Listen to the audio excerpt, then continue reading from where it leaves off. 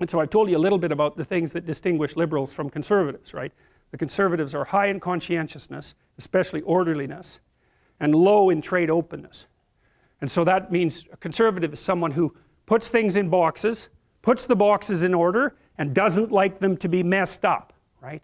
So they like the borders between things to remain determinate and what would you say?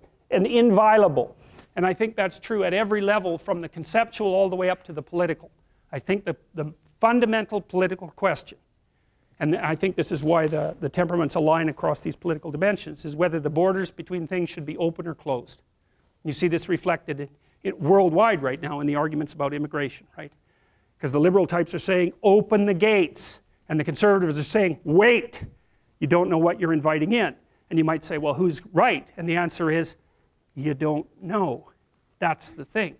Because sometimes the right answer is, open the gates, these are interesting people, we could trade with them, we could learn from each other. And sometimes the answer is, don't bother, what's going to come in is going to wipe you out and kill you. And really do it. I mean, so here's an example. This is why I think orderliness is associated with disgust sensitivity. And it's one of the determining factors of conservative political belief. What happened when the Europeans came to North America? What happened when the Spaniards came to North America? 95% of the Native Americans died. Why? Because the Spaniards brought illness.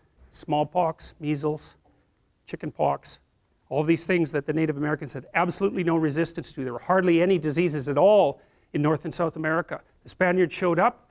Within 50 to 100 years, 19 out of 20 of the Native Americans were dead. You never know what people are bringing with them. And so what that means is that how should you respond to people who are outside of your circle of familiarity? Well, the answer is, 1, they might kill you in all sorts of ways. 2, they might bring with them things to trade that are of inestimable value. So you're stuck. It's like, how the hell are you going to reconcile that problem? And the answer is, well, we reconcile it temperamentally, roughly speaking. So half the people are temperamentally wired up to say, no, no, no, let's keep the damn boxes closed. It took a long time to pack everything in there and to get it into order. And the liberals say, well, wait a minute, you don't know if you've got things in the right boxes to begin with. The things that you're keeping in there are getting stale and old, and maybe we need some new ideas and new people to rejuvenate the situation. It's like, that's political discussion. And the political discussion has to proceed because there's no way of solving that problem except by discussing it. So, well, how does that relate to agreeableness? We also looked at political correctness. And so here's an interesting thing.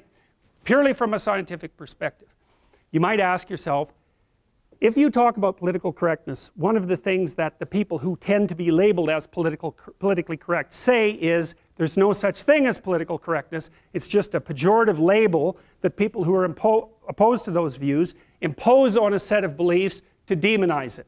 Perfectly reasonable objection. And you never know, it might be true. But the thing is, psychometrically, you can solve that problem, and you solve it the same way that you solve the problem of what constitutes human personality. So this is the way we tried to solve it. And you can think about it methodologically, because that's how you should think about it. The first thing we did was collect a very large number of statements from press accounts that seem to indicate what people generally refer to as political correctness. So we had a small team of people combing media reports to come out with opinions or attitudes that looked like they were characteristic of the differentiation between politically correct people and people who aren't politically correct. So we got about 400 statements like that. And what you want to do is, you imagine that there's a core set of beliefs and statements that people are defining in a particular way. And you're trying to get a handle on what that is, and even if it exists. What you do is oversample it.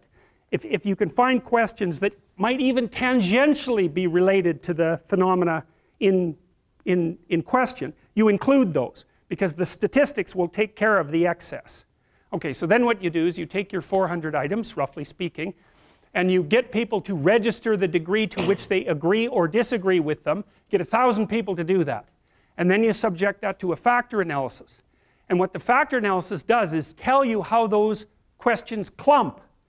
Now, they might not clump. So, for example, you could do a factor analysis of a set of questions, and you could find that there are 200 factors. Let's say at 400 items. There's 200 factors. And none of them, There's no big set of questions that are clumping together. And you say, well, there's no evidence here that there is a single underlying phenomena that unifies those questions that you could reasonably characterize with a name. Well, that isn't what we found. We found that there were two dimensions of political correctness.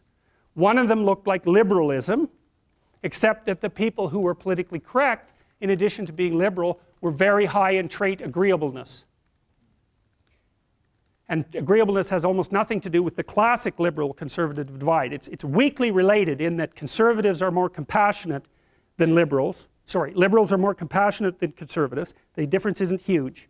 And conservatives are more polite than liberals. And the difference isn't huge. So those are the two aspects of agreeableness. If you put them together, they cancel each other out. And so on average, conservatives and liberals don't differ in agreeableness. But political correctness did clump together into two categories. PC liberalism, we called it, and PC authoritarianism. The PC liberals were high in openness, high in verbal intelligence, and high in agreeableness.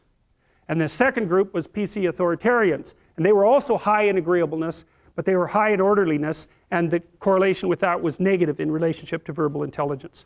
So we found that there were two categories of political correctness, that it does in fact exist, but that it's a very unstable construct, because factor one, which was PC liberalism, and factor two, which was PC authoritarianism, were only correlated at 0.1.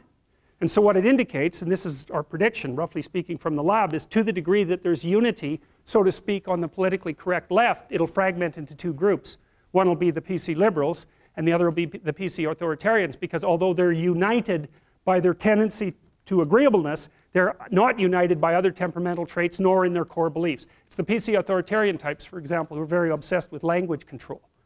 So, and it's funny that it's agreeableness. I've really been thinking about that. And you know, again, this is a hypothesis in development, but I think what's happening is that, you know, your temperamental proclivity allows you to lay out a kind of radical simplification on the world. That's part of the advantage of having a temperament. So if you're a conscientious person, the world is a place to go out there and work. If you're an open person, the world is a place to go out there and discover new ideas and do artistic things. And if you're an agreeable person, the world's a place to go out there and establish intimate relationships. And so they're simplifying perspectives and simplifying personalities. They're the manner in which you're adapted to a particular niche. I think what you see in agreeableness in relationship to political belief is a proclivity for people to divide the world into defenseless infants and predatory oppressors, and that's blasted forward onto the political landscape, and things are conceptualized along that temperamental variable. So anyways, that's where we're at with regards to the analysis of political belief.